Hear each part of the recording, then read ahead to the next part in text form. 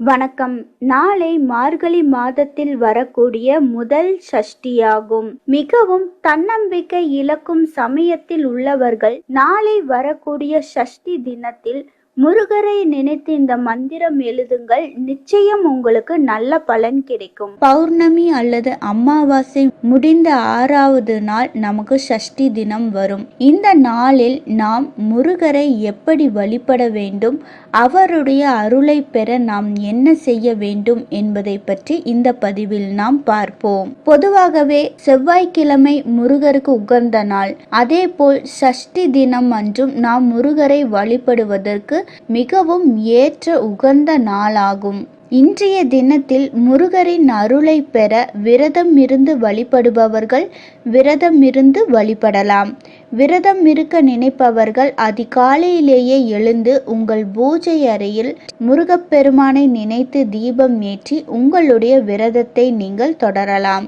இன்றைய நாள் முழுவதும் நீங்கள் உண்ணாமலும் விரதம் இருக்கலாம். முடியாதவர்கள் பால் பழங்களை சாப்பிட்டும் விரதம் இருக்கலாம். பிறகு மாலை வேளையில் உங்கள் வீட்டில் அருகில் இருக்கும் கோவிலுக்கு சென்று முருகருக்கு நடக்கும் பூஜைகளில் கலந்து கொண்டு உங்களுடைய விரதத்தை நீங்கள் பூர்த்தி செய்து கொள்ளலாம். இன்றைய நாளில் கோவிலுக்கு செல்ல முடியாதவர்கள் வீட்டில் எப்படி முருகரை வழிபடலாம் என்பதை பற்றி இந்த தொகுப்பில் நாம் தெளிவாக பார்ப்போம்.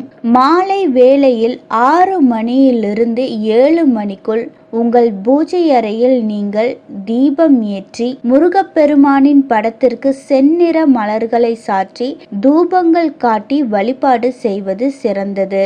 இன்றைய நாளில் நீங்கள் முருகப்பெருமானை நினைத்து கந்த சஷ்டி கவசம், சண்முக கவசம் அல்லது முருகனின் மந்திரங்கள் போன்றவற்றை நாம் பாராயணம் செய்ய வேண்டும்.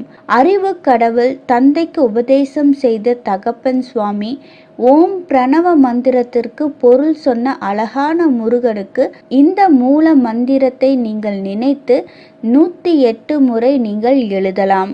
மந்திரம் என்னவென்றால் ஓம் சௌம் சரவண பவ ஸ்ரீம் க்ரீம் க்ளீம் க்ளௌம் சௌம் நமக. இந்த மந்திரத்தை நீங்கள் 108 முறை எழுதிய பிறகு கந்த சஷ்டி கவசம் அல்லது சண்முக கவசம் படிக்கலாம் அல்லது ஒலிக்க செய்தும் நீங்கள் கேட்கலாம்.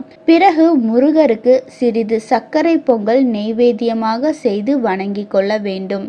விரதம் இருந்தவர்கள் இந்த பூஜையை முடித்து நெய்வேத்தியமாக வைத்த சர்க்கரை பொங்கலை உண்டு உங்களுடைய விரதத்தை நீங்கள் பூர்த்தி செய்யலாம். இன்றைய தினத்தில் நாம் இப்படி முருகரை நினைத்து வழிபடுபவர்களுக்கு காரியங்களில் ஏற்படும் தடை தாமதங்கள் நீங்கும், செவ்வாய் கிரகண தோஷங்கள் நீங்கும், எதிரிகள் தொல்லைகள் ஒழியும், நீதிமன்ற வழக்குகள், பூர்வீக நில சொத்து சம்பந்தமான விஷயங்கள் நல்ல சாதகமான முடிவு வரும், திருமண தடை விலகும், புத்திர பாக்கியம் உங்களுக்கு உண்டாகும்.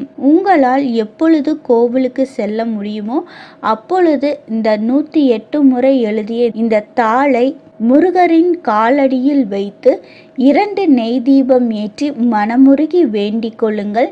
நிச்சயம் உங்களுடைய பிரார்த்தனை விரைவில் நிறைவேறும். மேலும் இது போன்ற பயனுள்ள தகவல்கள் தெரிந்து கொள்ள சித்தர்கள் மந்திரம் யூடியூப் சேனலை சப்ஸ்கிரைப் செய்யுங்கள். நன்றி.